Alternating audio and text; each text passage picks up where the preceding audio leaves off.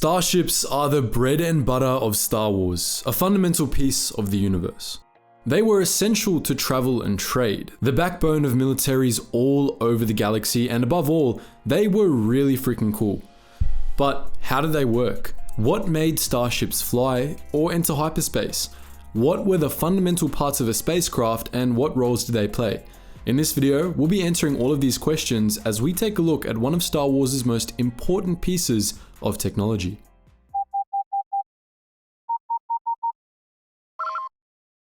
Attention, Sergeant on deck! In the Star Wars universe, Starship technology was positively ancient. The ancient Gree and Columai were capable of interstellar travel long before even the Rakata took to the stars, and many species independently discovered different types of space travel technology. In the pre-Republic era, spacecraft differed wildly from each other as different civilizations found different solutions to the problems posed by space travel. Long-distance travel was accomplished through the use of primitive hyperdrives, solar sails, or sleeper ship technology, while armaments ranged from energy beams to conventional artillery to weaponized tractor beams. The more modern starships, however, were much more standardized. Most were descended from early hybrids of Coruscanti sleeper ships and reverse-engineered Ricardan enhancements, designs popularized by the Republic.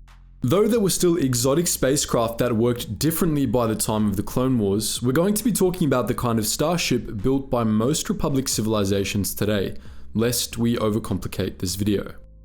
Most Clone Wars era ships were built on roughly the same template. They were powered by hypermatter annihilation reactors, which linked directly to the main sublight engines and repulsor lifts and powered all secondary systems as well. Craft were both armored and, in most cases, equipped with energy shields for protection. Onboard life support systems recycled air and waste, and artificial gravity systems kept all occupants on their feet. Communications systems kept the craft connected to the holonet and other hyperwave frequencies. Complex navigation computers, often assisted by astromech droids, kept track of the craft's astrographical position, received route maps from the Bureau of Ships and Services, and calculated hyperspace jumps. Hyperdrives attached to the engines allowed the craft to actually enter hyperspace, and a complex network of sensors made sure the ship didn't collide with anything there or in real space. Now, that's a lot of technobabble we just threw at you, but don't worry, we'll break it all down. We've already made videos explaining holographic communications, hyperspace, and weapon technology, so we won't be talking about those today, but if you're interested in understanding everything else, stay tuned. Let's start with the most important part of any spacecraft, the reactor. Most starships were powered by reactors located either deep within the ship's structure or toward the rear of the ship, most of which were hypermatter annihilators. Hypermatter annihilators were actually just what they sounded like. Reactors that generated power by destroying hypermatter, which was a type of matter that existed in hyperspace. Through the use of a variety of other volatile substances, hypermatter was destroyed to generate energy and could provide starships with massive amounts of power, as was needed for most high-tech craft. Many ships required vast amounts of hypermatter to function.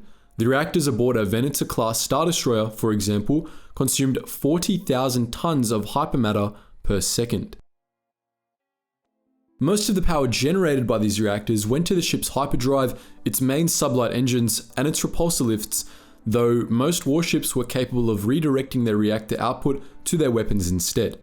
The sublight drives on most starships were ion engines, which broke down fuel into ionized particles that could propel ships through space at a respectable fraction of the speed of light. Ships with ion drives could be quite fast, capable of clearing a planet's atmosphere within minutes and flying at truly absurd speeds in space. Starships in real space were able to turn on a dime. We don't quite know how this was accomplished, but it probably involved repulsor lifts, or maybe retrograde thrusters, like in Battlestar Galactica. For takeoffs and landings, most starships used powerful repulsor lifts, the same anti-gravity technology that allowed speeders to fly. Repulsor lifts generated an anti-gravity field by creating a sort of gravitational push, which allowed craft to hover and even fly. Starships used repulsor lifts to steadily raise and lower themselves down or away from landing sites. This was done to prevent damage to landing bays like thrusters would have caused. Once ships were high enough away from their landing pads, they would activate their sublight drives and fly away. Many Starship life support systems are unexplained, which is a bit frustrating and understandable. We don't know how Starships generated artificial gravity, though we do know that it was variable. It could be turned off on some ships, and it could be made to face multiple directions on the same ship as well. For example, the cockpits for the gun turrets on the Millennium Falcon each had artificial gravity oriented so that the ladder back into the main hold was facing downwards. This meant that both gunners were always right side up. Other life support systems included basic air and waste recycling systems, food synthesizers and tensor fields, which kept Starship occupants from splattering all over their seats when the ship was moving at high speeds. Tensor fields were in the same technological family as repulsor lifts and artificial gravity, and were also used to hold together starships that couldn't withstand high speeds or atmospheric entry otherwise, like the C-9979 landing craft. One of the most important parts of a starship was the navicomputer. Navicomputers held massive amounts of navigational data, which they used to calculate routes through hyperspace. Due to the large amount of data required for such calculations, the navicomputers on many starships were aided by onboard astromech droids, which could handle some of the calculations. On smaller fighters, like T-65 X-Wings, onboard astromech droids filled all the roles played by navicomputers to save space. Navicomputers were routinely updated at starports with data from the Bureau of Ships and Services, which was an ancient bureaucratic organization that managed the galaxy's astrographical data. Most starships were dependent on the Bureau for updated data, which gave the organization a tremendous amount of power. Not even the Empire dared to mess with the Bureau. Navicomputers were used in both real space and hyperspace travel, but they were especially important in hyperspace.